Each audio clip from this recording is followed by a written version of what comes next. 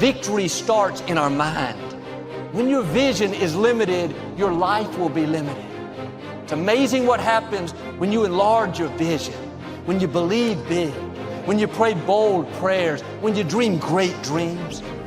Too often, because of disappointments, delays, things that haven't worked out, we've watered down our dreams. We've lowered our expectations. We're not stretching, believing for great things, believing to get well. Are you putting limits on what God wants to do in your life? Are you focused on what you think can happen only in your ability? Your existence is constantly an engagement with the universe, but your mind becomes against the universe. If you create a psychological condition that you're against or you're in competition with the universe or the cosmos, obviously you will feel crushed for small things. Your default mode is to say, I'm an imposter, I'm a loser, I'm not likable, nobody likes me, I'm not lovable. It has become part of your default mode network. And it's super important for you to realize that just like I could go from being a right-hander and teach myself how to be a left-hander, it is the exact same process for you to go from somebody who defaults to thinking negative garbage to becoming somebody who thinks directly. And just like learning to go from writing with your right hand to teaching yourself to write with your left hand, it is going to be a process, not an event. It is going to require you to switch out of the mode where you automatically grab the pen with your right hand and you direct your thoughts to deliberately grab this pen with your left hand. Things are going well, you're happy. When things aren't going well, you're sad. But when you learn how to self-regulate and create more coherence in your brain and heart, then you're no longer dependent on your outer world controlling your mood.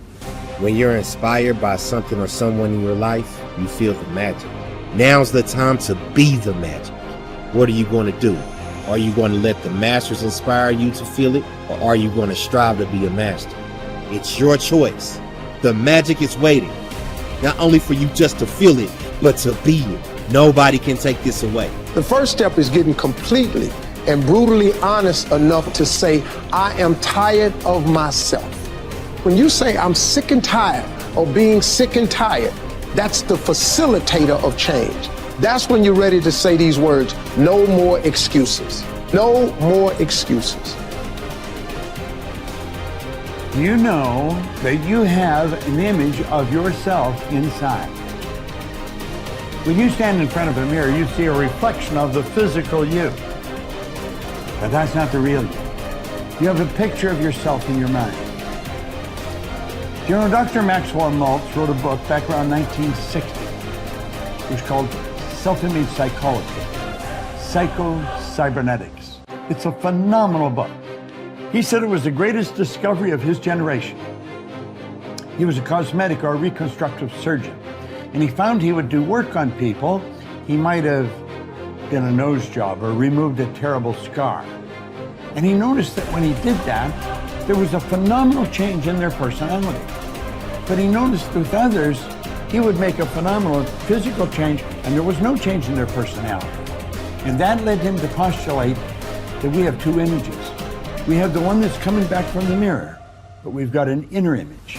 And that inner self-image is literally controlling our life. You will find people that have very poor self-image or low self-esteem. They won't look you straight in the eye. They're afraid to shake hands with you. They're very shy and withdrawn. They go through life hiding from life. They don't like themselves. They don't know themselves. Do you know when a person improves their self-image, they change their entire life? Their income changes, their relationship changes, their health changes. Do you know how you do that? Start studying you. Start to find out more about you. There's something phenomenal about you. Do you know, when I began to study this material 57 years ago, I had very poor self-image. I had low self-esteem. I took dumb jobs. I never earned any money. I never had fun. I had poor relationships.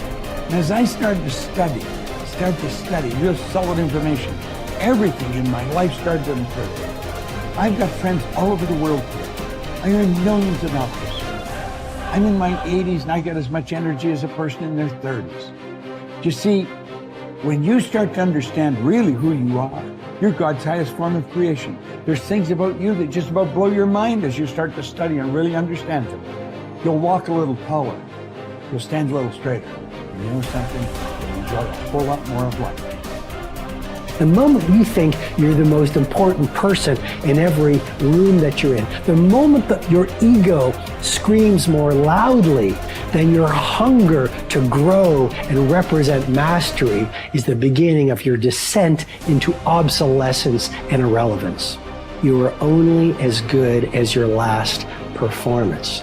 I remember reading about one of the icons from Hollywood, and he said it. He said, I'm only as good as my last picture. It's so easy to sort of hang your hat on something you did a year ago or 5 years ago or 10 years ago. Maybe, the great musicians, they all have that in common. It's not like, oh, I did this album 40 years ago and I'm sort of still dining out on that great masterpiece. The great ones, the people of great influence, the people of great creativity, they understand that you're only as great as your last performance. The elite athletes I've mentored, this is how they see it. They say, last year's championship performance is this year's starting point. So look, we all want to be satisfied. We all want to be happy. We all want to wake up every day and go through life feeling a sense of joy.